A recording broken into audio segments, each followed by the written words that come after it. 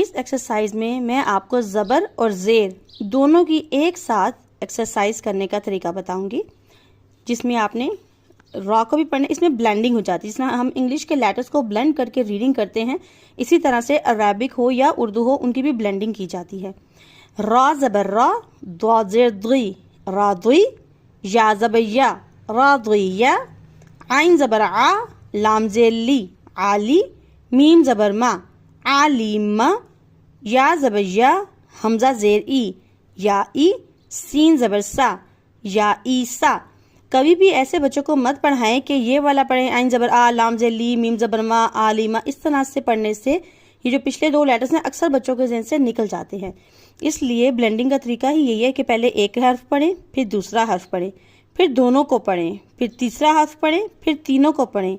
अगर आगे चौथा या पांचवा हर्फ हो तो उसको भी ऐसे ही चौथे हर्फ के बाद चारों को और पांचवें हर्फ के बाद पांचों को मिलाकर पढ़ें। आइन ज़बर आ, लाम ज़ेर ली, आली, मीम ज़बर मा, आलिमा, या ज़बर या, लाम ज़ेर ली, याली, जीम ज़बर जा, याली जा।